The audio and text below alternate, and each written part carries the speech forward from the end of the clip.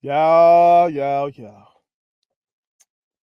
Scottie Pippen, Horace Grant, and Luc Longley are going on a tour called the No Bulls Tour. Okay? Basically, no bullshit tour.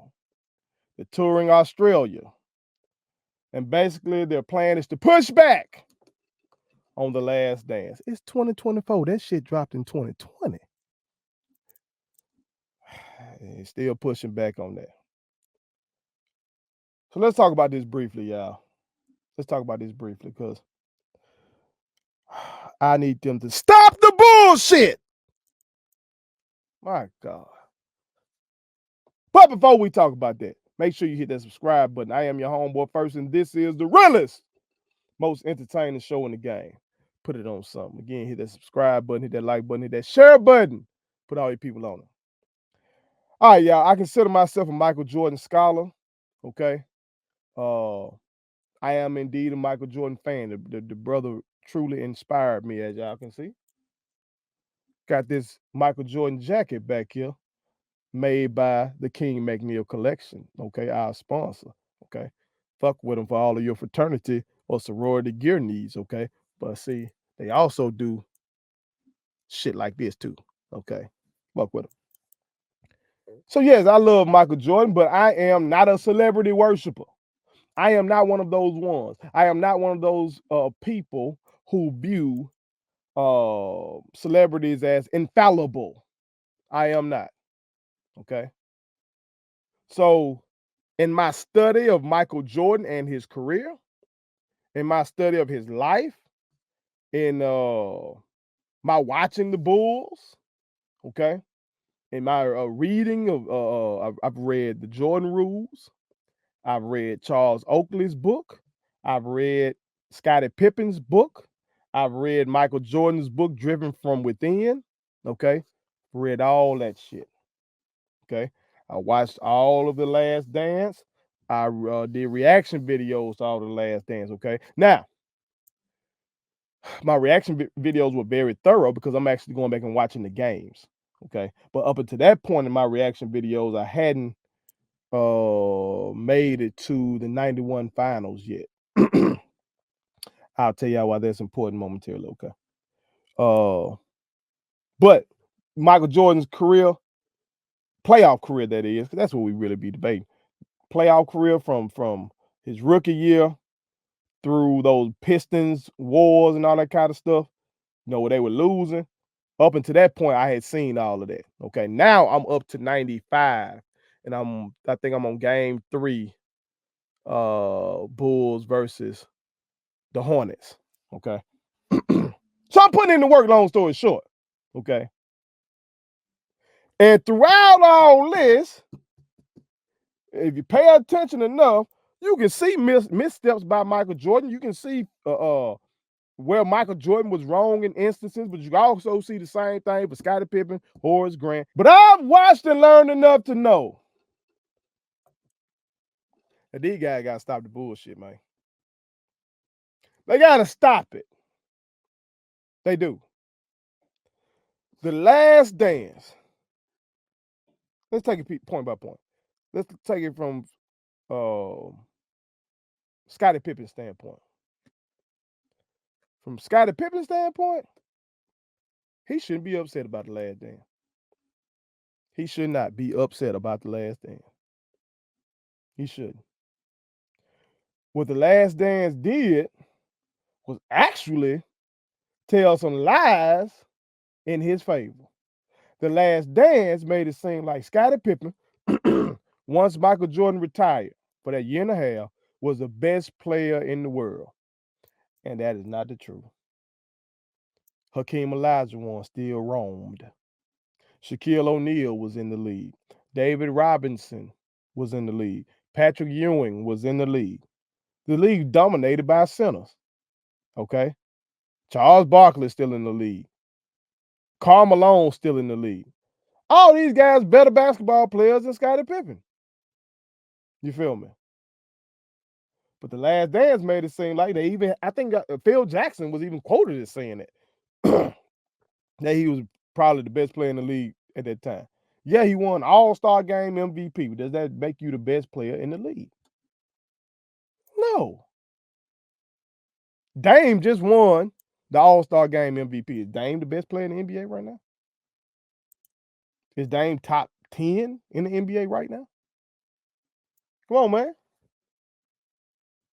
The Last Dance perpetuated that lie that in the 1991 finals, everything turned when Scottie Pippen started guarding Magic Johnson, and then after that changed, everything was over with then. Everything was gravy. He guarded him the rest of the series, and then the Bulls went on to win. That's just not true. Game 1, Michael Jordan guarded Magic Johnson.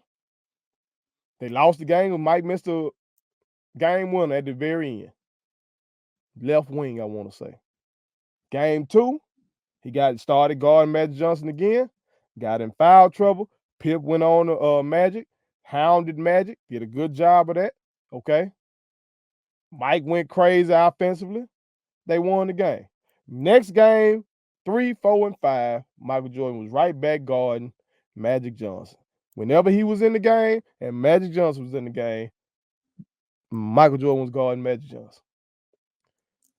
But The Last Dance perpetuates that lie. And see, in my reaction video to it, I hadn't made it to that part yet, so I didn't even catch the lie. Because we've been told this lie so long by big sports media that it's allowed to fester. But it's just not fucking true. Scottie Pippen, after they win the championship at the end of the series, he's interviewed in the locker room, and he talks about why Phil chose to stay with Mike on Magic. But that lie was allowed to perpetuate. You feel me?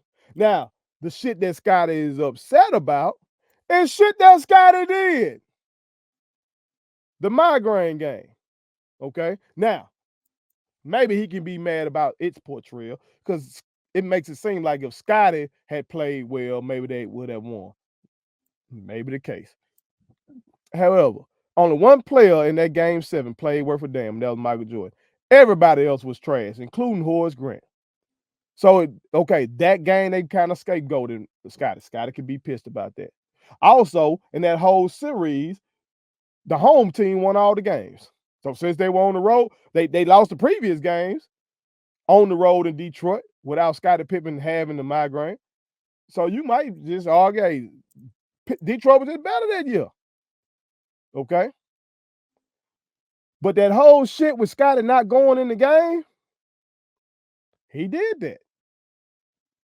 That shit about him refusing to get the surgery, say he wasn't gonna fuck up his summer, and I find out in reading his book that what he did that summer was marry Larsa Pippen.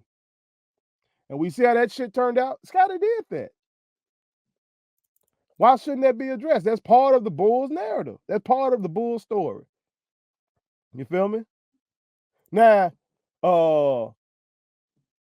I would assume he wanted it in there that when Mike was gone during that first year, that they won the 55 games, and they said they ran the offense, they ran the triangle to a T, they ran it better than they ever had, and all that kind of shit. And he won the All-Star MVP. I guess he wanted all that part in there from that season, but that part, well, I didn't want to go in the game. Let's skip that part. You can't have it both ways. You can't have it both ways.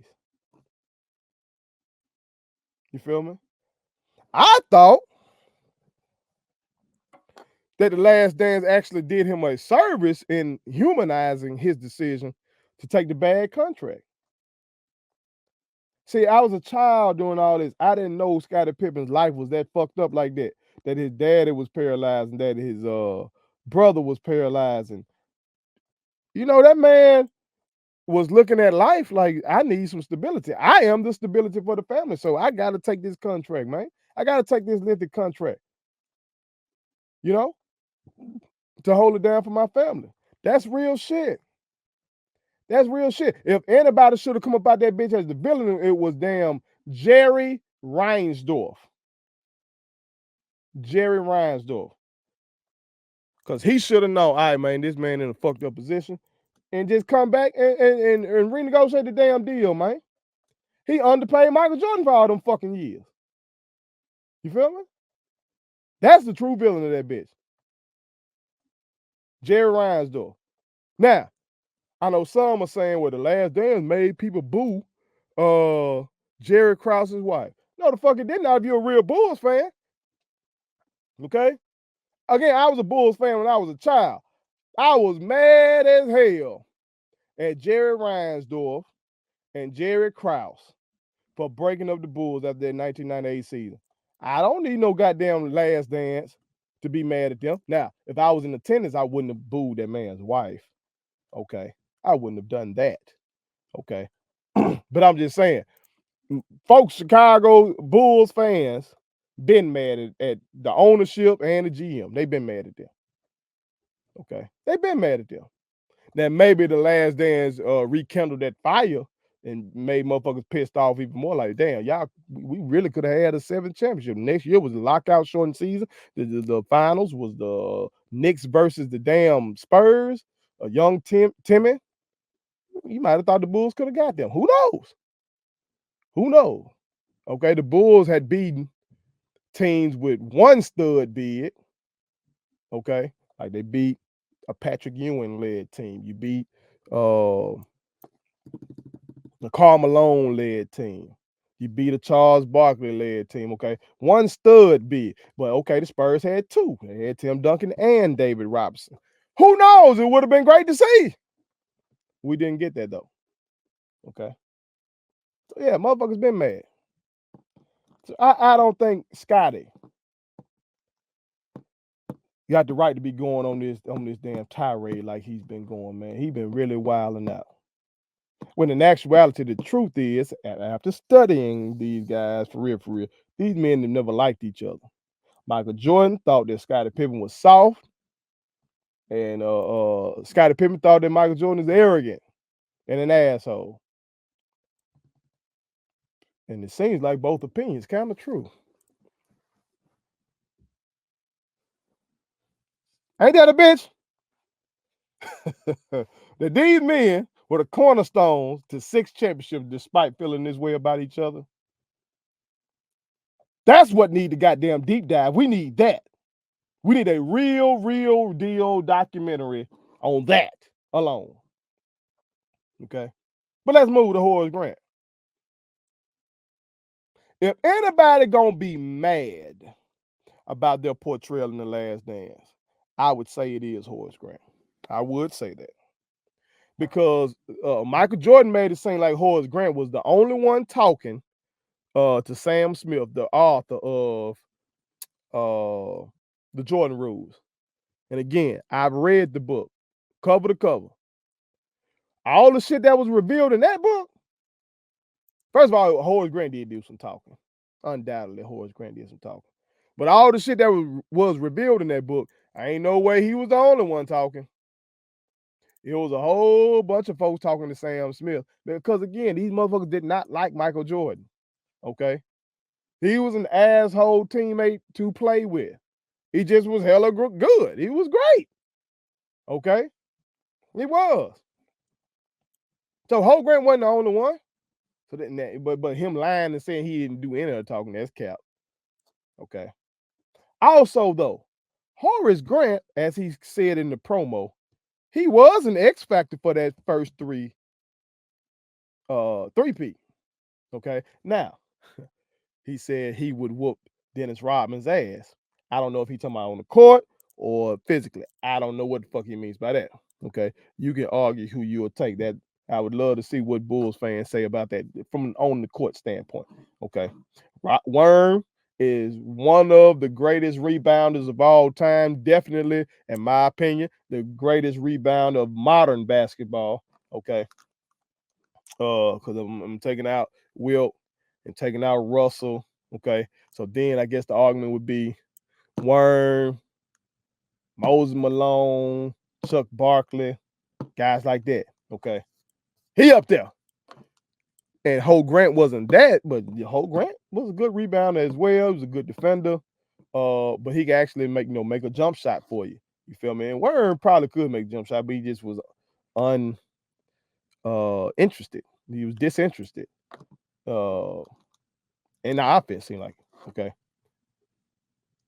But Horace Grant undoubtedly was a key part of that three-peat. You can argue they do not win those first three championships, 91, 92, 93, without Horace Grant. Okay. I watch those games and I'm watching when them run a press, and Horace Grant, 6'10" power forward, is the head of the press, forcing the offense into Scottie Pippen on one side and Michael Jordan on the other side. Okay. 6'10". Okay. And then sprinting back down the court if they don't get a steal and setting up. He was an intricate part, man. And he really was not highlighted enough, to me, in my opinion, in that damn documentary. His contribution to the Bulls dynasty is vastly more important than Steve Kerr's. People, when they talk about the Bulls dynasty, they bring up Steve Kerr way quicker than they bring up Horace Grant. They bring up Steve Kerr because of one goddamn shot in the 97 finals. But because of the idiotic coaching of the time, with not letting folk really shoot threes, Steve Kerr didn't get a chance to really display what he was good at like that for real. But Horace Grant did. Okay? So I can totally understand Horace Grant feeling some type of way about not getting his just due. Okay? His shit is warranted. Now, like I argued back then, I'm gonna argue now. Hey, dog, if you felt this kind of way about Michael Jordan, you could have whooped his ass back then. You could have whooped his ass back then. Okay? But instead, Horace Grant was doing shit like demanding trades and all this kind of shit and slit talking and talking to the media. It's a magazine cover from Sports Illustrated when he was pissed off and he was thinking that hell, not only Michael, but also Michael and Scottie were getting too much shine. So Horace Grant been feeling like this. So to see him running around with Scottie Pippen like they buddy, hell, y'all had fallen out a little bit. It's weird. Now, again, I haven't made it to Luc Longley in his part of the last three-peat. I ain't made it that part yet. Okay. But I would say his role was more prominent than Steve Kerr's. Hell, he was the starting center. But there was a documentary, okay, that was also heavy on entertainment, the entertainment value of it. And it seemed like what Jason Ayer, I want to say that's the guy who did it, the director. What he was trying to do is weave shit in there with narratives about guys who had a story to go with it. And like I said before, it was like a story of fatherhood, where you had Michael Jordan, whose father was murdered. More on that momentarily. Scottie Pippen, whose father was paralyzed. Dennis Rodman, who was fatherless. Steve Kerr, whose father was murdered. You feel me? Like, it's all of these stories, okay? And of course, Steve Kerr went on to be this big time coach and stuff like that. So an episode centered around him, I guess they probably viewed that as sexier than the episode built around somebody like Horace Grant. And also, Horace Grant wasn't on the 98 team. It is called The Last Dance, okay? Seems like you're really just going back and bringing it forward for the Michael Jordan story of it, okay? So Horace Grant, he left the team. He chose to leave the team and go to Orlando. And it worked out. They went to the finals. They beat the Bulls in 95. In part because of him. Bulls did not have a rebounder. They did not have a him. Okay? That's why they had to go get Dennis Rodman. But they lost in the finals. Okay? I'm talking about the Magic, that is. They lost the dream. Guess what? Okay? So he wasn't on the 98 team. So maybe that's why Jason Ayer didn't focus on him as well. I don't know. I would love to interview that king and ask him about all the critiques motherfuckers making about his shit. He did a lot of those right after The Last Dance. Okay. If y'all have missed those, go and check those out. Those are really interesting. You feel me? Last thing though, because everybody want to talk about Michael Jordan line and all that kind of stuff. or Michael Jordan had final say, so it only showed the good things about Michael Jordan. It it talked about the gambling. Some folks didn't know how much of a gambling addict that man is until they saw The Last Dance. I knew he had the gambling issue. I didn't know how bad it was. Like the whole trip to Atlantic City doing the playoffs and shit like that. I don't remember that. Okay, especially I don't remember how big that shit became. That he stopped talking to the media, and his dad had to start talking to the media on his behalf. I was a child, man. I think I was 8 years old when that happened. I don't remember that shit. Okay, but that was in there. That was in there. Um, the whole stuff about him not being involved in politics and not endorsing the black candidate over the white racist candidate. That was in there. The Republicans buy shoes too comment was in there. The murder of his father was in there. You feel me? Him sucking that baseball was in there. What the fuck we talking about, man? All that shit was in there. Him being an asshole to teammates was in there. He treated Scott Burrell like shit. What are we talking about that was hidden? The only thing that I think was hidden is surrounding his father. I told y'all Michael Jordan has a sister who I don't know if this is still up on YouTube, but in an interview, she alleges that her father molested her and that their mother made her the outcast because of it. That shit ain't been addressed in nothing I've ever seen about Michael Jordan, and nothing I've ever read in a documentary or nothing. Outside of that interview, I feel like I'm the only motherfucker that talks about that. Okay. And then the whole shit about his dad being murdered, shit sounds real fishy. The murder sounds real fishy with them saying that he just went to sleep. That shit just sounds really weird. Okay. It does. So I don't believe that the gambling had nothing to do with it, the mafia had nothing to do with it, but from some of the shit seemed like his pop might have been doing some other shit. And that's not addressed in The Last Dance, and they ain't been addressed nowhere else. So it's like big media just leaves that shit alone and stay on Mike's good side, I guess. Okay. And as much as I love the man, I just feel like I wouldn't be being myself if I didn't tell y'all about it. Okay. And I hope that doesn't mess me up if I have an opportunity to ever meet the brother. Okay. But I gotta do me. I gotta be the realest. Okay. But that's like the only thing that I know of that's a little fishy that wasn't up in there. All this other shit about him that's negative was in there. But everything in there don't take away from the fact that this man was the greatest NBA player of all time, man. It is. And so some folks who love Bron or others love when they see Scottie Pippen, Horace Grant, Luc Longley finna go out here and do this shit, think that's gonna change that. That this man was 6-time champion, 6-time finals MVP, 10-time scoring champion, 9-time all defensive first team, 5 regular season MVPs. Like this shit's stellar shit. Okay. And despite him being an asshole who his teammates seem like they just don't like, it doesn't change that.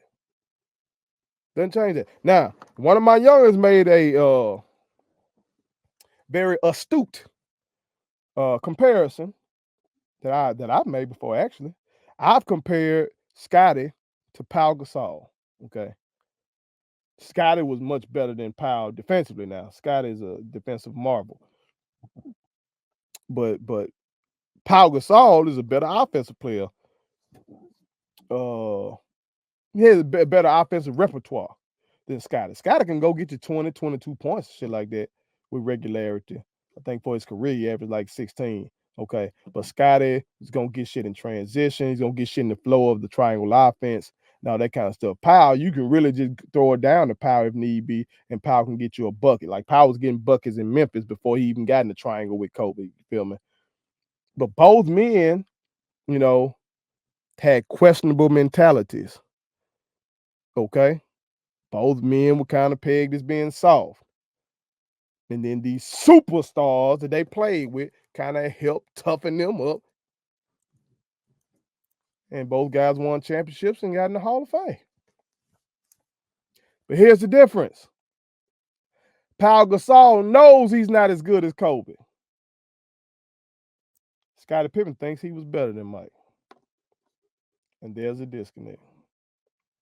Pau appreciates Kobe for being hard on him and getting on his ass. Scottie, in recent years, since 2020, doesn't. So it's crazy, man. I just hope that they stop the bullshit. All this shit is wild. All the stuff that's been said, the shit that went on with Larsa Pippen and Marcus Jordan. Everything's been wild, bro.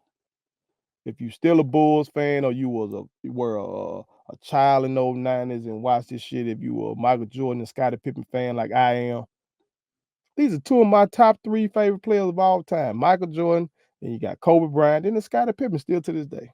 It's just unfortunate that this shit is going on. But I just wish that they stopped the bullshit. Put it on something. Please subscribe to my daddy's YouTube channel because the more subscribers he gets, the more attractive he looks to sponsors. The more attractive he looks to sponsors, the more money he can make. And the more money he can make, the more money he can spend on me.